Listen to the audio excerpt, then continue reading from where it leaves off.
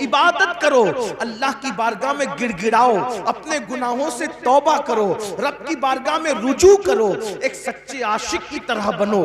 آئیے بات کو اختتام کی طرف پہنچاتے ہوئے، جب دل میں عشق آتا ہے تو گناہ کی نفرت کیسے پیدا ہوتی ہے؟ جب دل میں محبت رسول آتی ہے تو گناہ کی نفرت کیسے پیدا ہوتی ہے؟ ہزاروں واقعات تاریخ میں موجود ہے۔ دنیا ہمیں عشق رسول کی طرف کیوں آنے نہیں دینا چاہتی؟ اس لیے کہ دنیا جانتی ہے جس دن یہ عاشق بنے گا اس دن یہ ہر گناہ سے چھٹکارا پائے گا، اس دن یہ ہر گناہ سے اپنے آپ کو دور کر لے گا، اس دن یہ ہر برائی سے اپنے آپ کو دور کر لے گا۔ اللہ اکبر! عاشق بنے گا تو اس کو پتا چلے گا نماز میں میرے محبوب کی آنکھوں کی ٹھنڈک ہے تو وہ نماز بھی پڑھے گا۔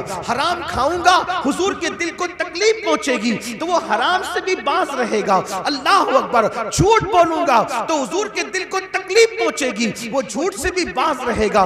آئیے جو تاریخ کا بڑا خوبصورت سا واقعہ ہے وہ پیش کر کے اپنی بات پوری کر لوں۔ کس طریقے سے بدلتا ہے عاشق؟ بس عشق پیدا ہو جائے کس طرح سے تبدیل ہوتا ہے، کس طرح سے اس کی زندگی میں انقلاب آتا ہے، کس طرح سے اس کی زندگی بدلتی ہے۔ اللہ اکبر! کہتے ہیں مکہ المکرمہ میں ایک جوان تھا، اس جوان کو دنیا فضالہ کے نام سے پکارتی تھی۔ فضالہ نام کا وہ جوان، اللہ اکبر، بڑا ہسمکھ تھا، ہسمکھ اس کی عادت تھی، ہنسی مذاق اس کی عادت تھی، اور وہ لوگوں سے دل لگی کرتا رہتا تھا، ہنسی مذاق کرتا رہتا تھا۔ اور اللہ اکبر! اس کا حال یہ تھا کہ ایک لڑکی مکے میں بڑی خوبصورت تھی، اس کا دل اس لڑکی سے لگ گیا تھا، اور جوانی تھی، جوانی کا شباب تھا، جوانی کا جوبن تھا، اس نے لڑکی سے پیار کر لیا، محبت کر لیا، اور لڑکی کے عشق میں وہ مبتلا ہو گیا۔ جب لڑکی کے عشق میں مبتلا ہوا تو اس کی عادت تھی وہ روزانہ ایک مرتبہ دن میں کعبۃ اللہ کے طواف کو جاتا تھا، اور پھر اس کی عادت یہ تھی جاتے وقت بھی وہ اس لڑکی کے ساتھ بیٹھ کر ہنسی مذاق کرتا تھا، اور آتے وقت بھی اس لڑکی کے ساتھ وہ ہنسی مذاق کرتا تھا۔ اللہ اکبر! ایک دن فضالہ کا مقدر عروج پر تھا، اوج پر اس کا مقدر تھا، جاتے وقت خوب ہنسی مذاق ہوئی، دیوار شکن کے کہے لگے، اور اس کے بعد جیسے ہی فضالہ نام کے اس جوان نے حرم کعبہ میں قدم رکھا، مطاف حرم میں قدم رکھا، تو اس نے کیا دیکھا؟ ایک خوبصورت جوان ہے جو پورے انہماک کے ساتھ، خشوع و خضوع کے ساتھ سر کو جھکا کر طواف کعبہ میں مصروف ہے۔ فضالہ نے غور سے دیکھا تو غور سے دیکھنے کے بعد سمجھ میں آیا یہ کوئی اور نہیں ہے، یہ تو محمد الرسول اللہ ہے، یہ تو مصطفیٰ جان رحمت ہے۔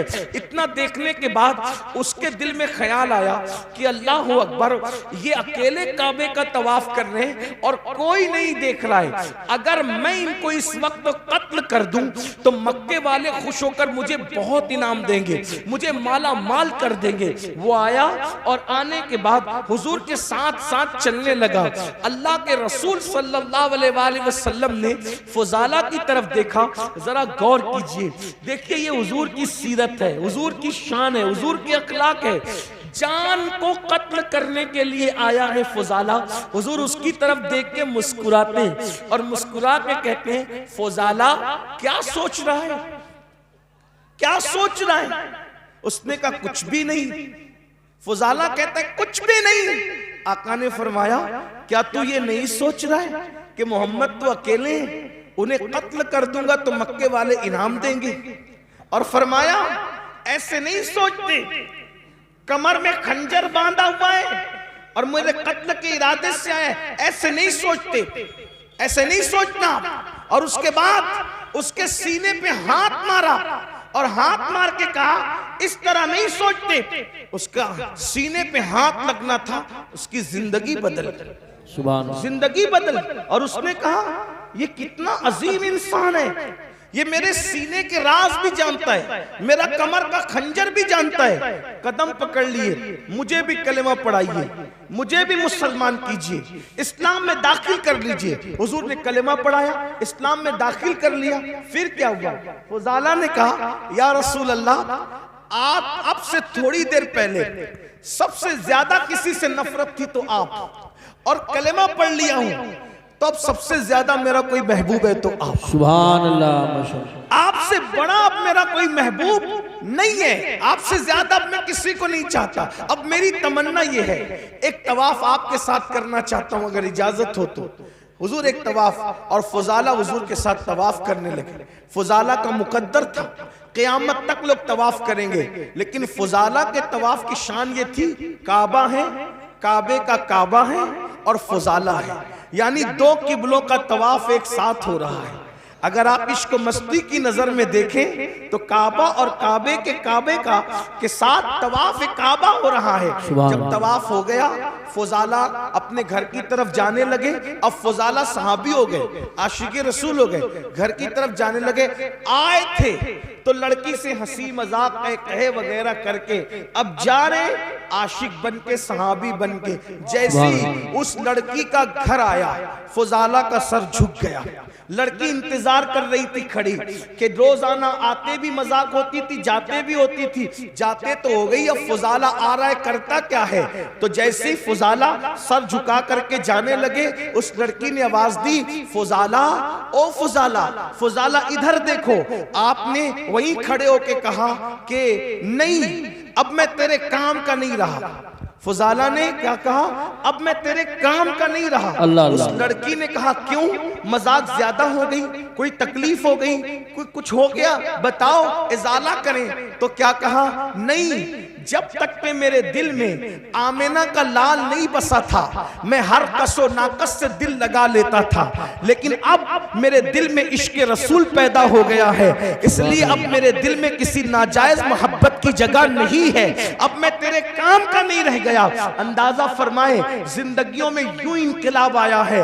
آپ سے میں پوچھتا ہوں, ہم تو پیدائشی مسلمان ہیں, پیدائشی عاشق رسول ہیں, ہم نے تو لوریاں بھی سنی ہیں نعتوں میں.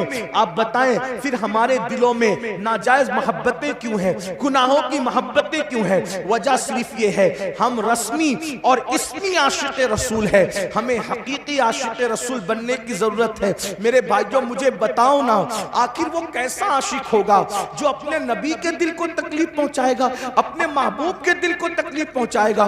وہ رسول جو پوری پوری رات ہمارے لیے دعائیں کرتے ہیں, آج ہم اس رسول کی نافرمانی کر رہے ہیں, ان کی بات نہیں مان رہے. مسلمانوں بتاؤ اللہ کے رسول کے دل پہ کیا گزرتی ہوگی. یہ میری مائیں اور بہنیں موجود ہیں, یہ بہنیں بغیر دوپٹے کے گھر سے نکلتی ہیں, حضور کے دل پہ کیا گزرتی ہوگی. یہ بہنیں نمازیں نہیں پڑھتی ہیں, سیریل دیکھتی ہیں, فلمیں دیکھتی ہیں, مردوں کے ساتھ اگر اللہ نے دولت دے دی ہے تو پارکوں میں گھومنے کے لیے بے پردہ جاتی ہے. بتاؤ تو صحیح, یہ دین کا گلشن کتنی محنتوں سے سجایا گیا ہے, یہ دین کا گلشن کتنی قربانیاں دی گئی ہے.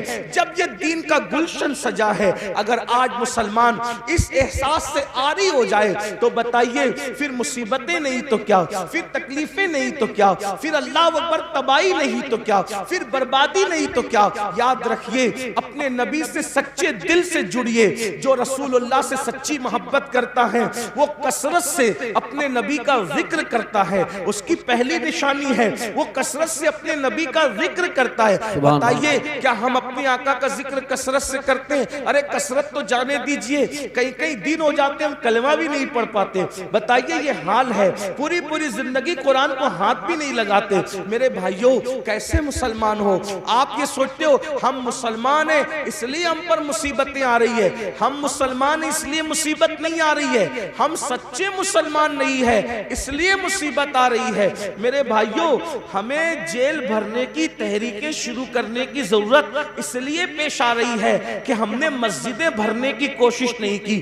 اگر ہم نے مسجدیں بھرنے کی کوشش کی ہوتی تو ہمیں یہ دن دیکھنے ہی نہیں پڑتے, اگر ہم نے مسجدیں بھر دی ہوتی تو ہمیں یہ دن دیکھنے ہی نہیں پڑتے. اللہ اکبر, سوچئے, غور کیجئے, ہم ساری چیزوں کا معاملہ اسلام کے سر ڈالتے ہیں کہ تکلیف ہے تو اسلام کی وجہ سے, مصیبت ہے تو اسلام کی وجہ سے, تکلیفیں تو اسلام کی وجہ سے نہیں, اپنے کردار کی وجہ سے ساری مصیبتیں ہیں.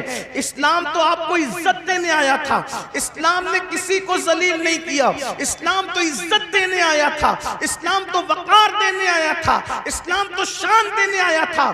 ایک نام بتا دو, بس بات ختم کرتے ہوئے کہہ رہا ہوں, اس مجمع میں اگر کوئی تاریخ کا طالب علم ہے, کوئی پڑھا لکھا ہے, تو میں اس کو چیلنج کرتا ہوں, مجمع کو نہیں پوری دنیا کو چیلنج کرتا ہوں، ایک نام ایسا بتا دو جو سچا مسلمان ہوا ہو اور اسلام کی وجہ سے وہ ذلیل ہو گیا ہو. ایک نام مجھے بتاؤ، صرف ایک نام مجھے بتاؤ جو اسلام کی وجہ سے ذلیل ہوا ہو. اللہ اکبر. آپ تو بڑے مشہور واقعات سننے کے عادی ہیں نا، آپ کو بہت سارے واقعات یاد ہیں نا. مجھے بتاؤ اسلام کا دامن پکڑ کر اسلام کی وجہ سے کوئی ذلیل ہوا ہو تو بتا دو. اسلام کی وجہ سے کوئی ذلیل نہیں ہوا. اگر اسلام کی وجہ سے کوئی ذلیل ہوتا تو پہلے نمبر پر مسلمان ہونے والے ابو بکر صدیق ذلیل ہوتے، لیکن وہ ذلیل نہیں ہوئے. ان کو کتنی عزت ملی. اگر وہ ٹاٹ پہن لے تو جبریل بھی ٹاٹ پہنتے نظر آتے، اور آسمان کے فرشتے ٹاٹ پہنتے نظر آتے. اگر اسلام کی وجہ سے کوئی ذلیل ہوتا تو عمر ابن خطاب ذلیل ہونا چاہیے تھا، عثمان غنی کو ذلت ملنی چاہیے تھی، مولا علی کو ذلت ملنی چاہیے تھی. مگر تاریخ گواہ ہے ان میں سے کسی کو ذلت نہیں ملی. جب انہوں نے اسلام کا دامن پکڑا اللہ نے ان کو ایسی عزتیں عطا فرمائی کہ اللہ اکبر. عرب کے